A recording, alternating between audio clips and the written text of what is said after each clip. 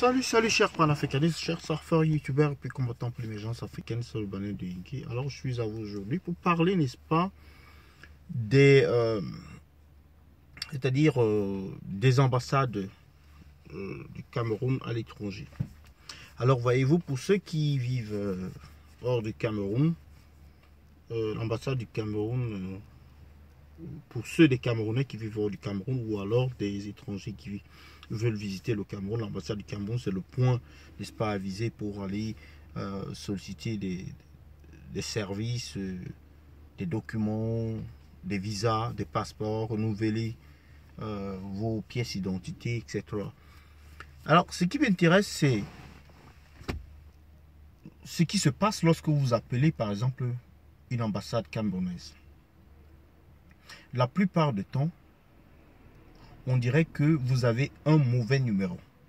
La plupart du temps, quand vous appelez une ambassade camerounaise, le téléphone sonne à longueur de journée. On dirait qu'il n'y a personne là-bas pour répondre au téléphone.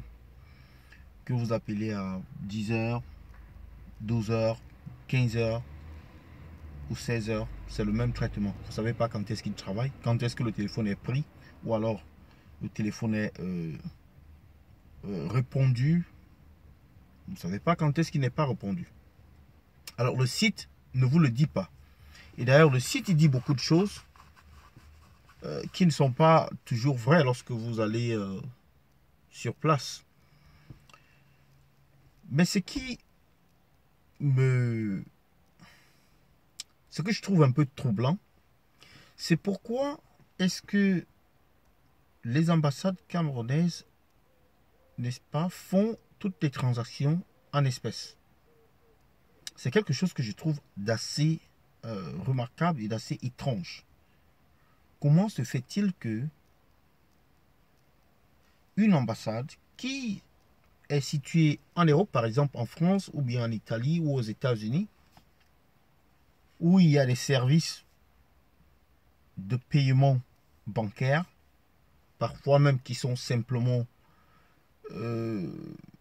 liés à la banque, parce que je pense que ces ambassades-là ont quand même un compte qui sont liés à des banques. Comment est-ce que l'ambassade perçoit de l'argent en espèces, mais paye ses factures, elle, par virement bancaire, mais l'ambassade et les services de l'ambassade n'utilisent pas des virements bancaires pour encaisser de l'argent? Ça, c'est une grande question qui amène à réfléchir.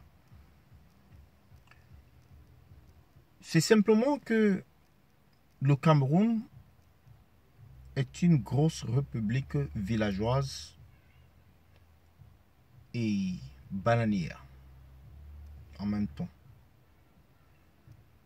Voyez-vous, des choses comme accepter le paiement par carte, ça ne demande pas de la magie. Vous allez dans des boîtes de nuit ou dans certaines boîtes de nuit au Cameroun, on prend des paiements par carte.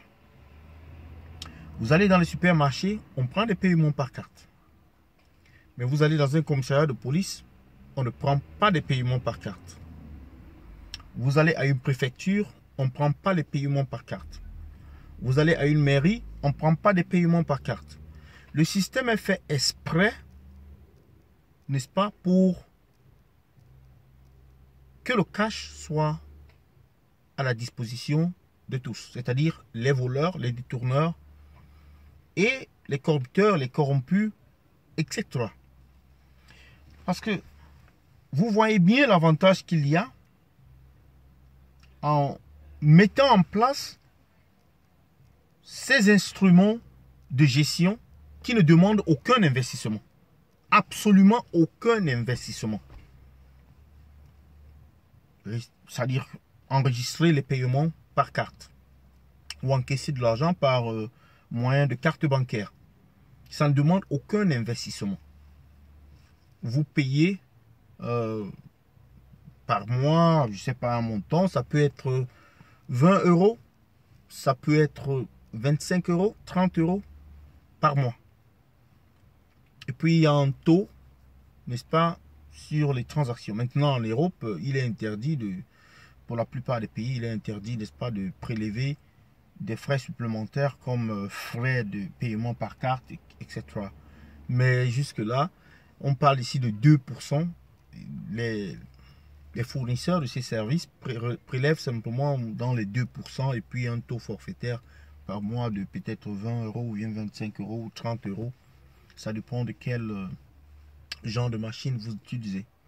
Mais on se retrouve là avec des services consulaires qui fonctionnent complètement dans le cash, c'est-à-dire de l'argent en espèces circule là-bas abondamment. Et vous savez, là où il y a le cash, il y a du faux. Et c'est justement ça le problème qu'on a au Cameroun. Où, n'est-ce pas, ce système est fait exprès dans les commissariats de police, un peu partout. Il n'y a pas de machine. Tout l'argent circule dans le cash. Aux impôts, presque pareil.